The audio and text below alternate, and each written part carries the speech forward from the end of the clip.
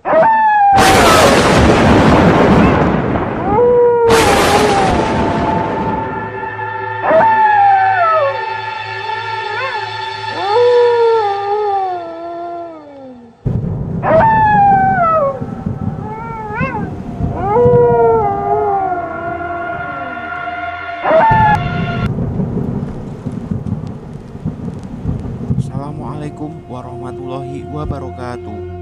Jumpa kembali dengan saya Joko di West Progo Channel. Kali ini kita akan mengisahkan tentang Rumah Dukun bagian 10. Salim dulu, Sat, ucap ayah. Kurai tangannya, lalu aku mengecup punggung tangannya. Ayah, aku ke atas dulu ya, pamitku. Kamu di sini aja dulu, temenin ayah sama Pak Bos, pinta ayah. Aku ngantuk ya. Ada yang perlu ayah omongin sebentar. Ayah memintaku duduk. Sekarang ayah mau cerita semuanya dari awal, ucap ayah. Bapak minta maaf kalau bikin kamu hampir celaka, ucap Pak Bos. Gak apa-apa Pak Bos, balasku. Panggil saja Om Edwin. Iya Om. Jadi sebenarnya ayah mau pindah ke sini atas permintaan saya, ucap Pak Bos. Saat Om Edwin tahu kalau kondisi keuangan ayah sedang memburuk, ia langsung menawarkan untuk tinggal di rumah ini. Ia pun sudah memberitahu ayah kalau rumah ini memang sangat angker. Bahkan ternyata juga sudah tahu ayahmu kalau rumah ini ditempati oleh seorang dukun. Padahal udah diceritain semuanya, tapi ayah kamu masih tetap nekat mau ke sini, ucap Om Edwin. Aku melirik ke arah ayah tanpa mengucap sepatah kata pun. Padahal di dalam hati ini bertanya-tanya, kenapa ayah bisa senekat ini? Niat awalnya ayah mau sekalian bantuin bersih-bersih rumah ini dari jin-jin negatif. Tapi kayaknya mereka udah pada tahu sampai kamu diteror, ucap ayah. Aku hampir meninggal ayah, balasku kesal.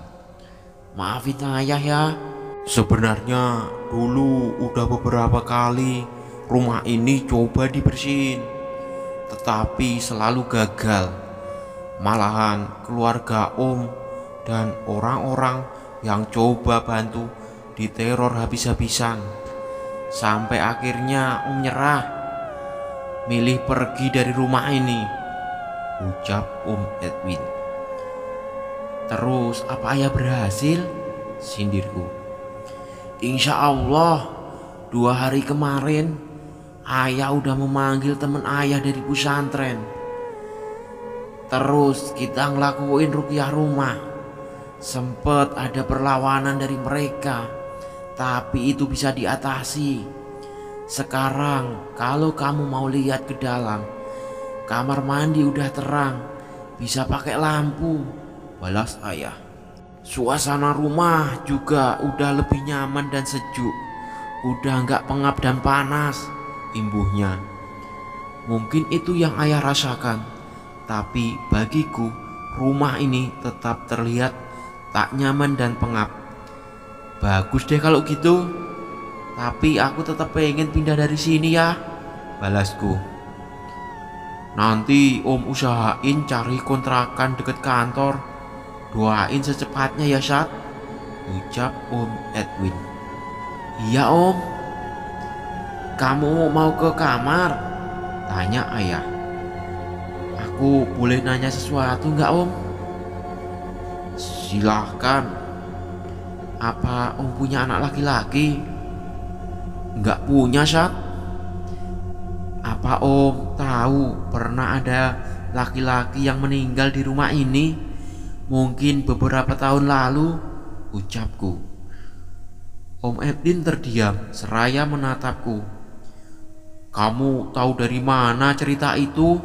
tanyanya. "Dari warga-warga desa sini, Om." "Dari siapa, Syat?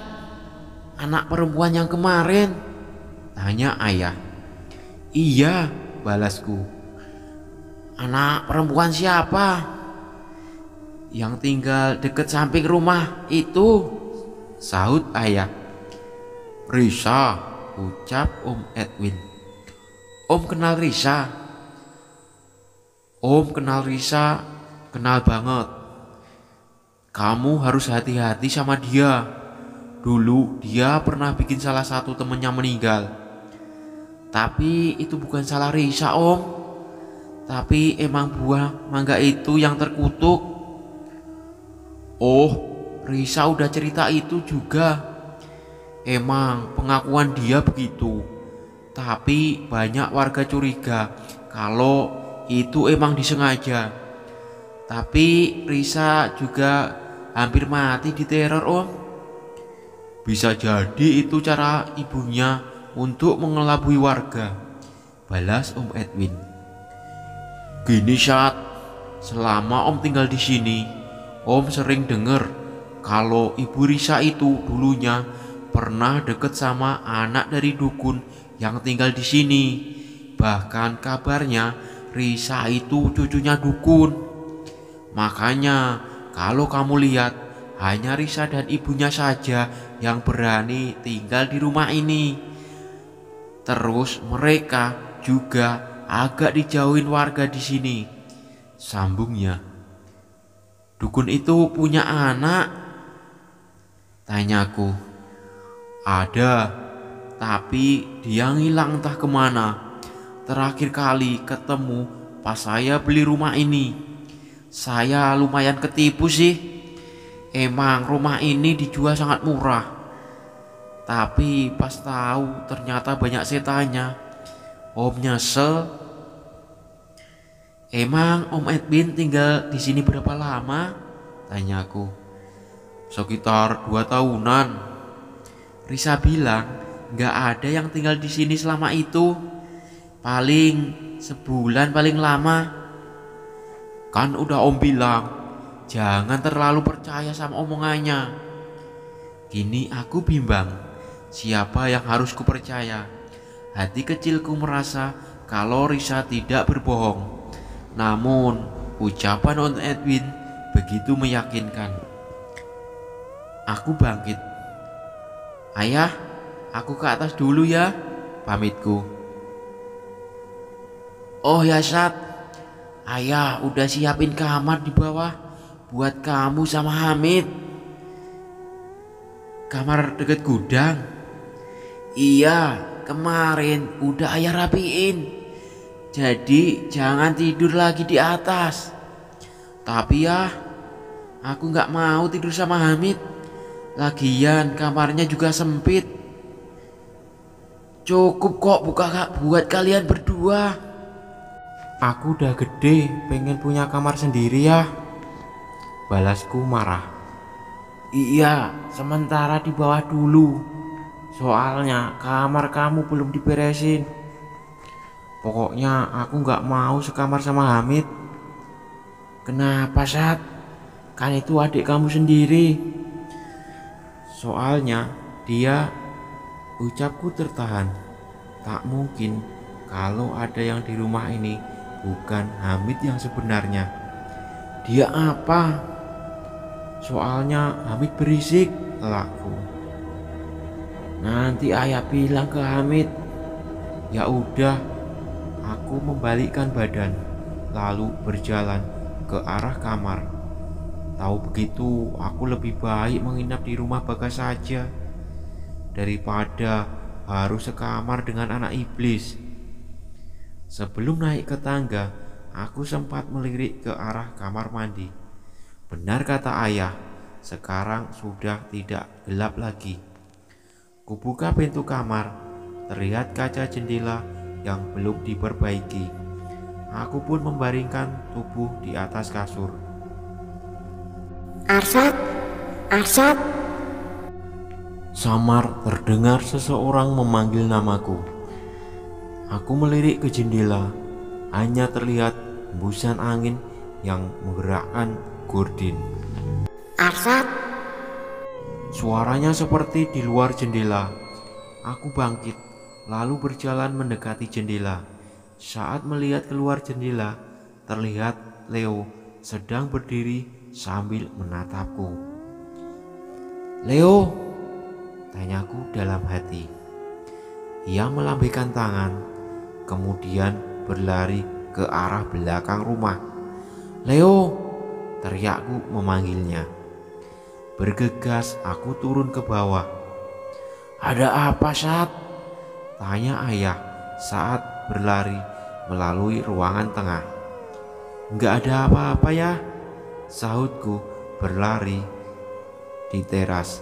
Sempat terdiam sebentar karena ragu untuk pergi ke belakang rumah. Aku mengumpulkan keberanian lalu berjalan cepat ke sana. Dari kejauhan terlihat Leo sedang berdiri di samping makam.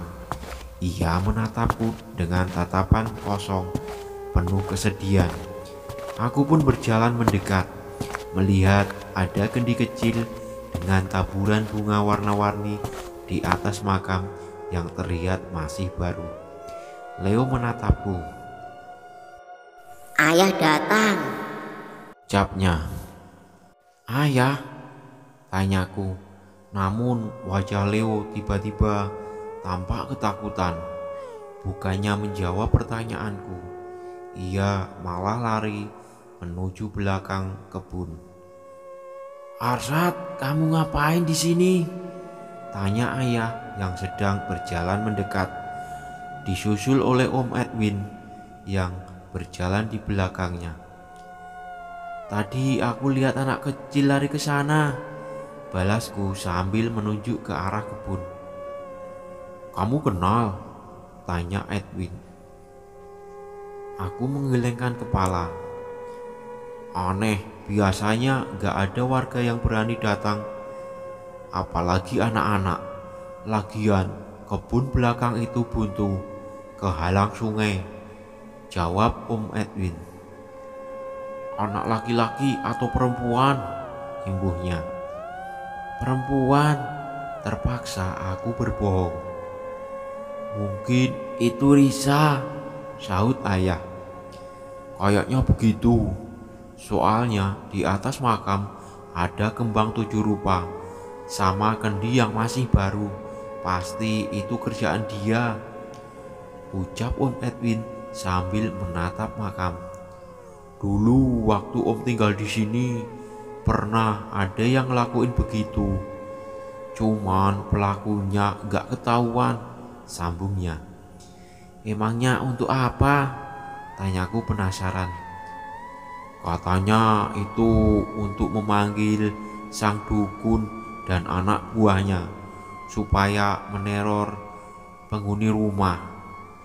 Ayah, Ucapku sambil menatap ayah. Ayah memegang pundakku. kamu gak usah takut. Ada ayah. Ingat, orang yang sudah meninggal gak akan bisa hidup lagi. Aku mengangguk pelan. Kemudian ayah mengajakku kembali ke dalam. Kamu beresin barang-barang di atas, Tanya ayah. belum? Balasku. Beresin dulu. Hamid mana? Tanyaku heran karena sejak tadi tidak melihat ibu dan Hamid. Lagi tidur di kamar ayah. Oh, aku kembali ke kamar atas, kemudian memindahkan tas, buku, laptop, dan beberapa helai baju ke kamar bawah.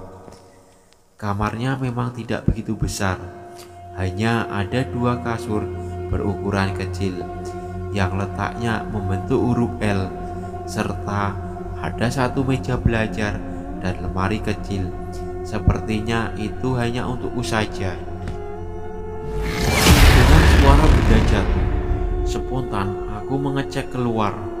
Hanya ada ayah dan Om Edwin yang sedang mengobrol di ruang tengah. Ada apa, Sat? Tanya ayah heran. Tadi aku dengar ada suara benda jatuh, balasku. Di mana? Nggak tahu ya, kan aku kira di luar. Mungkin di atas.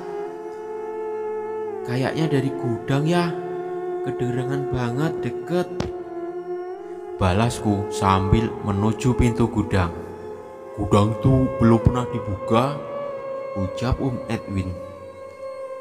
Kemarin saya sudah mencoba, tetapi tidak bisa dibuka, balas ayah. Memang begitu. Anaknya sendiri yang bilang jangan pernah buka gudang itu. Kenapa? Tanyaku.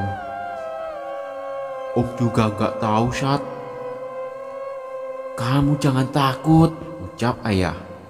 Iya ya, sahutku, lalu kembali ke kamar. Beruntung sekali kamar ini tidak ada jendela keluar, jadi aku tidak begitu takut meski berdekatan dengan makam di belakang rumah. Aku membaringkan badan di atas kasur. Tak lama Hamid pun masuk ke kamar. Kakak nggak kangen Hamid? Tanyanya. Aku menoleh kepadanya. Kangen kok, balasku, lalu kembali membuang muka ke arah tembok. Kakak marah sama Hamid? Tanyanya lagi. Enggak, sahutku, masih menghadap tembok. Yakin? Suaranya berubah. Seketika jantungku berdetak kencang, lalu merapat ke tembok, tak berani menoleh ke belakang. Kak Arsa takut. Suaranya semakin menyeramkan. Ayah, teriakku sambil meringkuk. ada apa, Syat? Tanya ayah. Sontak aku mengembalikan badan. Hamid, balasku. Kamu apain, Kak Arsyad? Ayah bertanya pada Hamid. Aku nggak ngapa-ngapain ya, balas Hamid dengan suara polosnya. Bohong. Tadi Hamid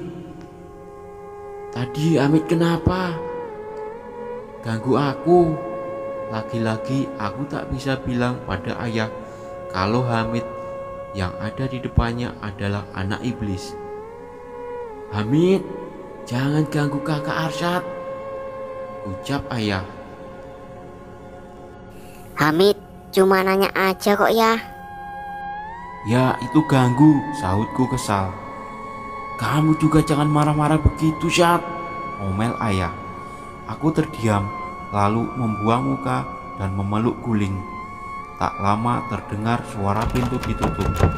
Aku menoleh cepat. Hamid sudah tidak ada. Aku bangun tidur dengan kepala agak berat. Kemudian bangkit dan berjalan keluar. Terlihat ayah sedang duduk di ruang tengah sambil menonton televisi. Kamu tuh dibangunin susah banget, ucap ayah. Kapan bangunin ya? Tanyaku. Tadi, coba lihat sekarang jam berapa. Aku melirik jam dinding. Pukul 5 sore. Sekarang mending kamu sholat. Sebentar lagi maghrib, perintah ayah. Iya ya. Aku melangkah ke kamar mandi. Meskipun lampunya sudah menyala, tapi tetap saja masih membuatku merinding. Setelah mengambil wudhu, aku kembali ke kamar. Saat sedang melakukan salat, aku merasakan hati ini gelisah. Entah apa sebenarnya, bulu kuduk pun tak henti-hentinya meremang, serta beberapa tubuh yang kesemutan hingga mengganggu pergerakan salat.